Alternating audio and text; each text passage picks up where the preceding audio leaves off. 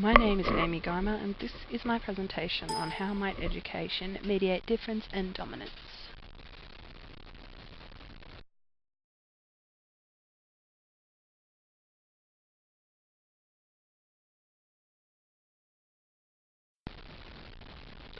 On January 9, 2010, a 29-year-old Indian man was set alight on his way home in Melbourne. At this stage, police do not believe that this particular attack was racially motivated. However, it follows a string of beatings and murders against Indians in the last 6 months.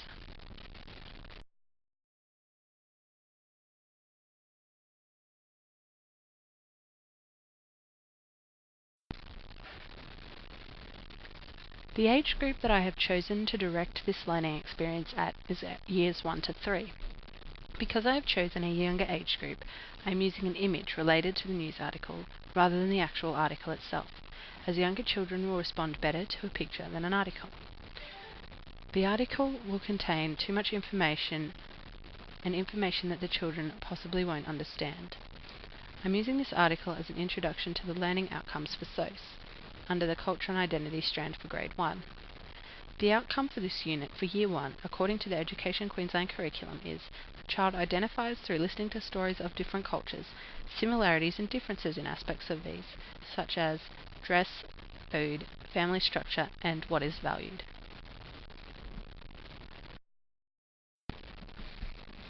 To introduce this event, I would show them this picture of an Indian man lying in a hospital bed after being beaten.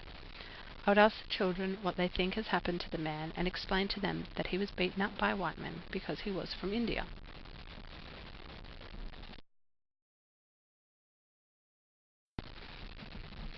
This event provides many opportunities to educate young children about race and racism. I would start by asking the children what they think is happening in the picture, or what the picture is about. Then I would ask the children whether they think that it is right or wrong to pick on someone because they look different. This would lead to me asking the children about what they thought race meant and what racism means.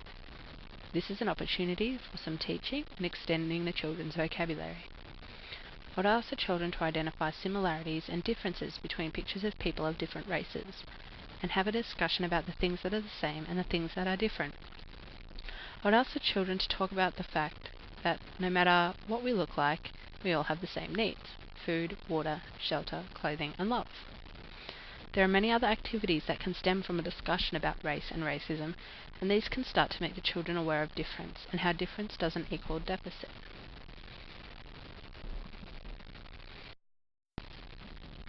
Another article recently in the paper about an Indian art exhibition which was being used as a way of sharing cultures and promoting peace between Australians and Indians can be used to create a follow-up activity.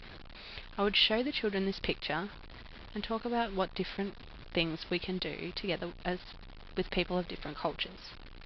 Then I would have the children draw a picture of something that they can do with someone from a different culture to them.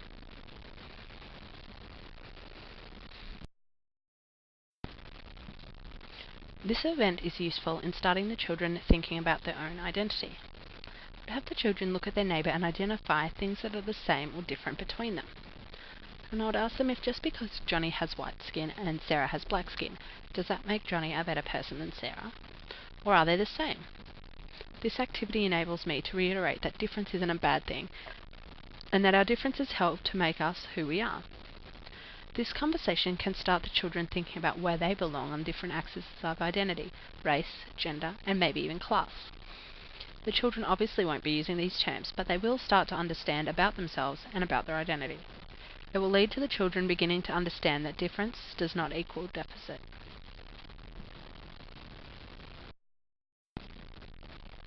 By engaging the children in discussions about race and racism from an early age, we can hope to start to shape the children's views of difference and to be accepting of difference rather than rejecting it.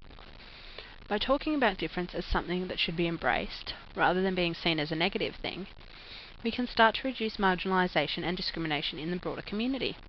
By instilling in children positive attitudes about difference from an early age, we can hope to see reduced incidences of racism and other forms of discrimination as they grow older.